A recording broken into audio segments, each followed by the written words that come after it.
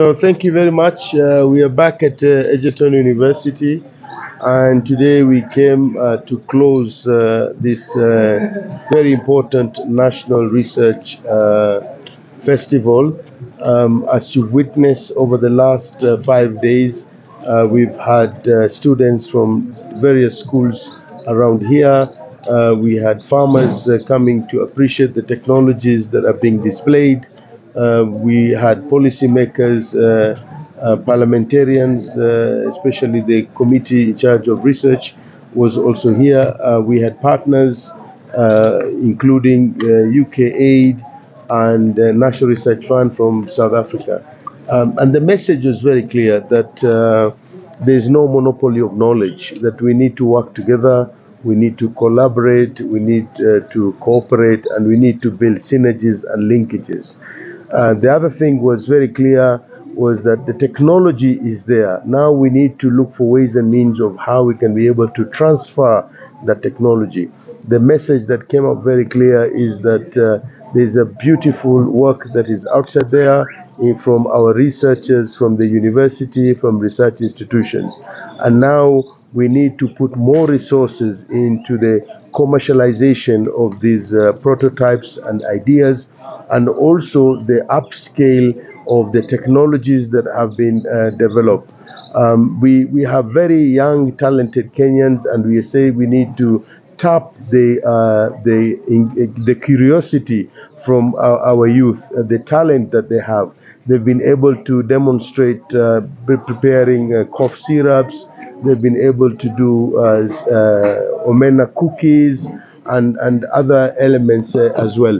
So for us really at the State Department in charge of science, research and innovation, and the three sagas, Nakosti, Kenya and NRF, now we're going to go back and sit down and pick the recommendations that have come out of this festival and be able to draw a very clear roadmap. We are also looking for more partners. I'm reaching out to philanthropists. I'm reaching out to private sector. Public-private partnership is very, very critical. And we are advocating for partners and donors to come and complement the efforts of the government. I want to reiterate what I've said earlier. For us to be able to leapfrog in using science, research and innovation in the area of food security, food safety, food sovereignty and nutrition, we must fund. And I'm advocating for at least 1 to 2% of the GDP to support this space of research and development, science, technology, and innovation. So I think it's been a wonderful week by all standards, and everybody is living here appreciating the job that is being done in our universities, appreciating the talents that we have in our youth, and be able now the ideas needs to be taken out so that we can be able to have an impact. We've continued to advocate to ensure whatever we do, we also touch the 5 pillars of better, the bottom up economic transformation agenda. And now this week we've been looking at one of them, the areas of food, agriculture and food security. I'm very happy. I'm leaving this place very satisfied.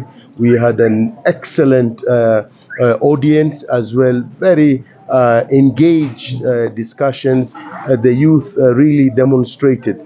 And now we are also be going to look at the curriculum in our schools, curriculum in the university, to have the entrepreneurial sort of ideas, entrepreneurial mechanism of how we will be training our youth so that when they come out, they are also job creators and not just job seekers. So I am urging the institutions of higher learning to rethink of the pedagogy, the curricula that is there, so that we can be able to have people who will be able to come out with entrepreneurial mind to be able to address the challenges of the society.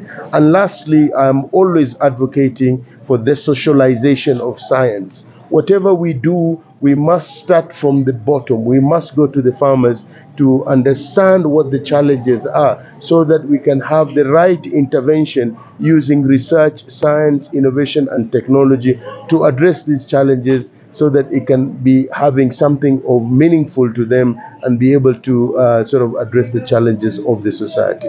And of course, lastly, we are also advocating for the internationalization of science. We'll be working very closely with my colleagues in foreign affairs and diaspora so that we can enhance the science diplomacy, because the world has become a global village. We cannot just work in isolation. We must be able to learn lessons from others. We can also provide our input as well and be able to enhance the science diplomacy for the benefit of our society. Asanteni sana. Maybe one question, Professor.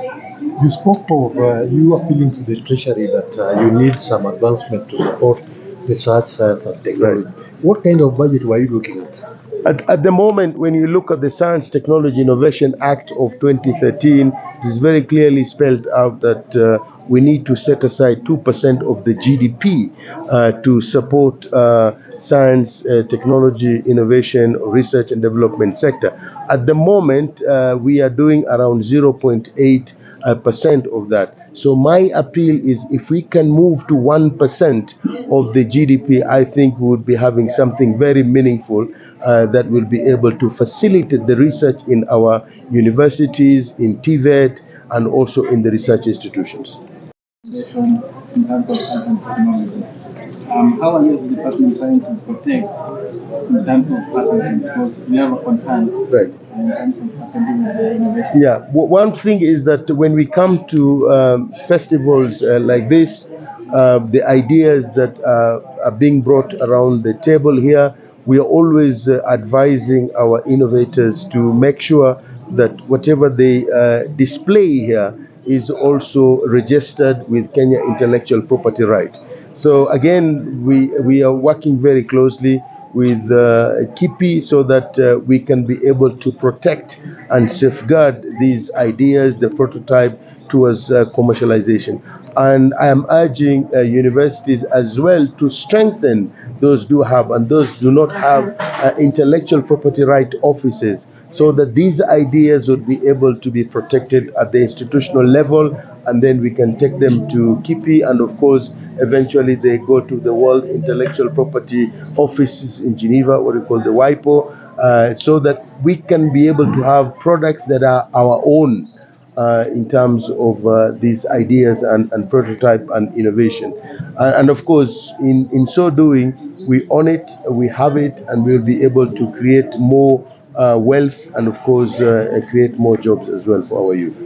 You know, Kenya is very diverse. We are looking at the diversity in the country. We would like to occupy all the space.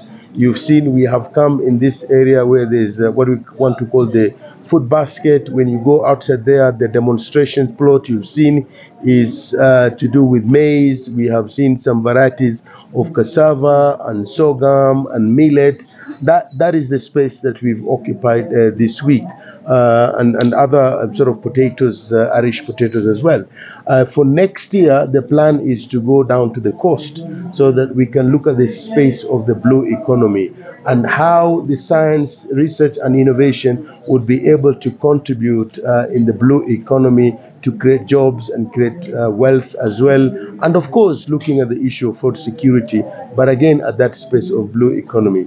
But we're also planning next year to have the Science, Technology, Innovation Week, of which now we will be able to showcase all the talents that we have in the country, the research that has been done, the produce that we've been able to have in this space, and how the innovations have been taken to the next level of commercialization. So we're going to have these small fairs, small festivals, but the grand event will be next year, mid next year at the KICC in Nairobi, and this will be for the whole week to celebrate the science, technology and innovation in this country. And we will be bringing our partners as well, collaborators, international speakers. So we will be having a lot of events there. But we'll be having so many other engagements with the media so that we can bring you to speed as we look at the roadmap towards Science, Technology, Innovation Week.